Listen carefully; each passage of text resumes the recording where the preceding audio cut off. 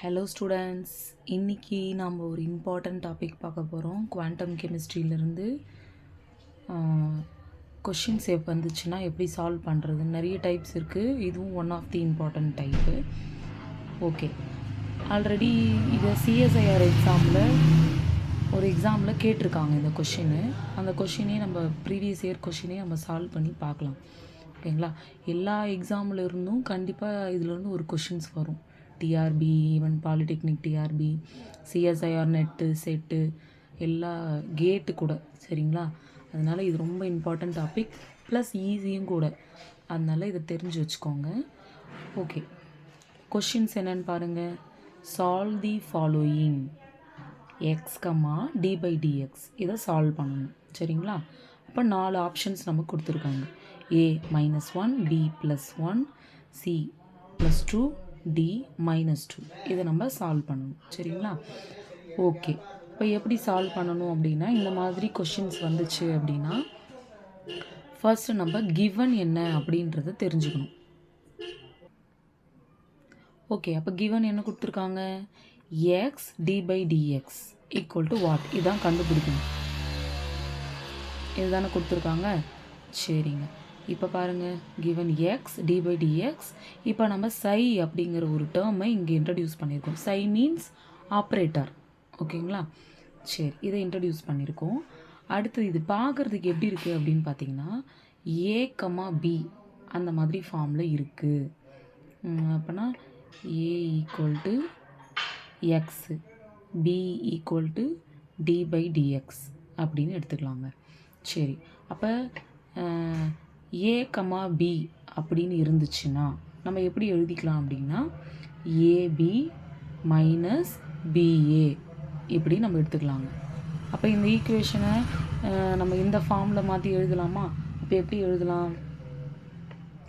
X comma d by dx psi equal to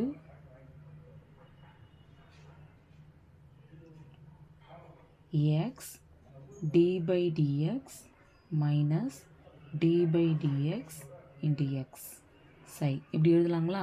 ஏன்னா இப்போ ஏ அதுக்கு பதிலாக நம்ம எக்ஸ்ன்னு போட்டுக்கிறோம், பி அதுக்கு பதிலாக டி பை டிஎக்ஸ் அப்படின்னு போட்டுக்கிறோம், மைனஸ் பிக்கு பதில் டி பை டிஎக்ஸ், ஏங்கிற இடத்துல நம்ம எக்ஸு போட்டுக்கிறோம். இங்கே ஆல்ரெடி இருக்கிற சையை நம்ம கொண்டு வந்துக்கிறோம். சரிங்களா? ஓகே, இப்போ பாருங்கள், நம்ம ஜஸ்ட்டு ஒரு சிம்பிள் மாடிஃபிகேஷன் கொண்டு வரோம். பாருங்கள், எக்ஸ் டி பை டிஎக்ஸ் இது நம்ம அப்படியே இருக்குது, மைனஸ் இந்த சையை என்ன பண்ண போகிறோம்? இது உள்ளே கொண்டு வர போகிறோம். இப்போ பாருங்கள், x d by dx into psi, அதாவது எக்ஸை முன்னாடி எழுதியிருக்கோம் நம்ம கன்வீனியன்ட்டுக்காக. சரிங்களா? ஓகே, இது செகண்ட் ஸ்டெப். இப்போ பாருங்கள், நமக்கு இந்த எக்ஸு டி பை டிஎக்ஸ் அப்புறம் சை இது எந்த மாதிரி ஃபார்மில் இருக்குது? யூவி ஃபார்முலா படிச்சிருக்கோம்ல நம்ம லோயர் கிளாஸில், அந்த மாதிரி இருக்கா பார்க்குறதுக்கு? ஓகே, அதை நம்ம எப்படி எழுதிக்கலாம் அப்படின்னா, d by dx of UV அப்படின்னா நம்ம எப்படி எழுதலாம்? U dv divided by dx minus இடம் இல்லை ப்ளஸ்ஸுக்கு இடம் இல்லைன்ட்டு நான் இங்கே கீழே எழுதுகிறேன், விடியூ டிவைடட் பை டிஎக்ஸ் இப்படி இருக்கு இல்லைங்களா?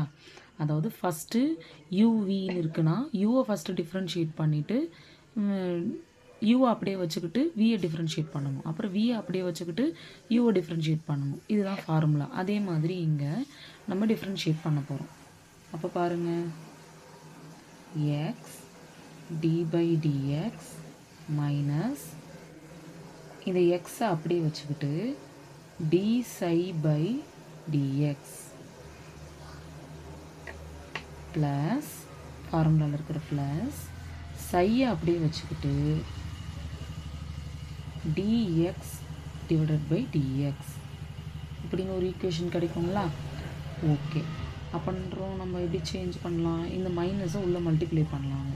இப்போ ஈக்குவேஷன் எப்படி சேஞ்ச் ஆகும் பாருங்கள், d by dx minus x d psi by dx, அப்புறம் மைனஸ் உள்ளே கொண்டு போகிறோம். ஸோ மைனஸ் இன்ட்டு ப்ளஸ்ஸு மைனஸாக கன்வெர்ட் ஆகும், மைனஸ் psi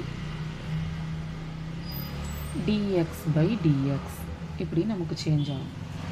இப்போ பாருங்கள், plus x minus x cancel ஆகிடும். அதுக்கப்புறம்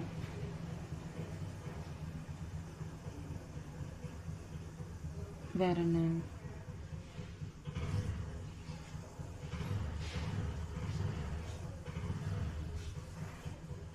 அப்புறம் டிஎக்ஸ் டிஎக்ஸ் இங்கே கேன்சல் பண்ணிக்கலாங்களா.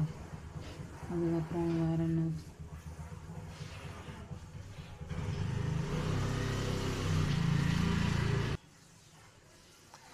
இங்கே பாருங்கள், minus x d psi by dx plus x d by டிஎக்ஸ்னு இருக்குங்களா. ஸோ இந்த டேர்ம் வந்து கேன்சல் ஆகிடும். அதுக்கப்புறம் வேறு என்ன, ஓகே நம்ம ஒரு டேர்ம் மிஸ் பண்ணிகிட்ருக்கோம். இங்கேயும் சை வரும்ல, இந்த சை இதுக்கும் காமன் தானே.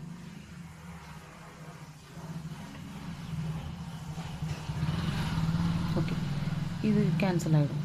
இப்போ மீதி என்ன இருக்குது, இந்த டிஎக்ஸ் அண்ட் இந்த டிஎக்ஸும் கேன்சல் ஆகிடும். மீதி என்ன இருக்குது, ஒன்லி மைனஸ் சை, இது மட்டும்தான் இருக்கும்.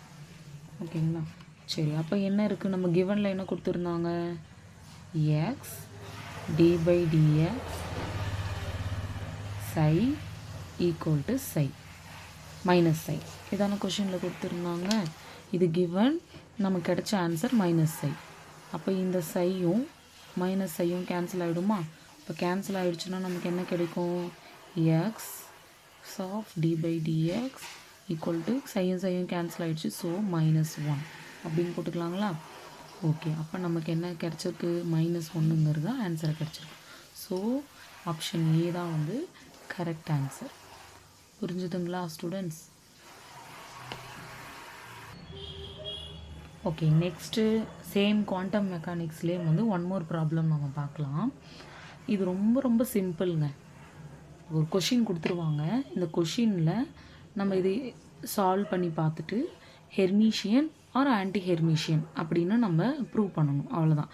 ஹெர்மிஷியன் அப்படின்னா என்னென்னா, நம்ம என்ன கொஷினில் கொடுத்துருக்கோமோ அது ஈக்குவலன் டு ஆன்சர் கிடைக்கணும். ஆன்டி ஹெர்மிஷியன் அப்படின்னா ஆன்சர் அது ஈக்குவலண்ட்டாக இருக்காது, டிஃப்ரெண்ட் ஆன்சர் கிடைக்கும். அதுதான் வந்து ஆன்டி ஹெர்மிஷியன் அப்படின்னு நம்ம சொல்கிறோம். சரிங்களா.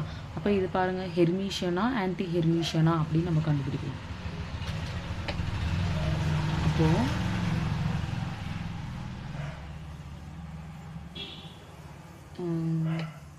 கொஷின் என்ன அப்படின்னு பார்த்தீங்கன்னா, ஏ அட்ஜாயிண்ட் ப்ளஸ், இது அட்ஜாயிண்ட் அப்படின்னு நம்ம ப்ரொனவுன்ஸ் பண்ணணும். ப்ளஸ்ஸு மாதிரியே இருக்கும், பட் கொஞ்சம் இப்படி இருக்கும். சரிங்களா, அதுதான் adjoint. Plus A adjoint A, இதுதான் கொஷின். இப்போ இது ஹெர்மிஷியனா இல்லை ஆன்டி ஹெர்மிஷியனான்னு கண்டுபிடிக்க போகிறோம். சம்டைம்ஸ் இதை நான் ஹெர்மிஷியன்னு சொல்லுவாங்க, ஆன்டி ஹெர்மிஷியனை. Both are same. ஓகேங்களா. சரி, அப்போ பாருங்கள் எப்படி நம்ம ப்ரூவ் பண்ணலாம். ஏ ஃபஸ்ட்டு கிவன் எடுத்துக்கலாம். ஏ adjoint plus A adjoint A given எடுத்துக்கிறோம். நம்ம போன ப்ராப்ளமில் சை வந்து ஒரு ஆப்ரேட்டராக இன்ட்ரடியூஸ் பண்ணல. அப்போ இந்த மாதிரி டைப்ஸ் ஆஃப் கொஷின்ஸ்க்கு அட்ஜாயிண்ட்டை ஒரு ஆப்ரேட்டரை நம்ம கொடுத்துக்கணும் பவரில். ஓகேங்களா. ஓகே, இது வந்து ஒரு ஆப்ரேட்டர், அட்ஜாயிண்ட்டுங்கிறது ஒரு ஆப்ரேட்டர்.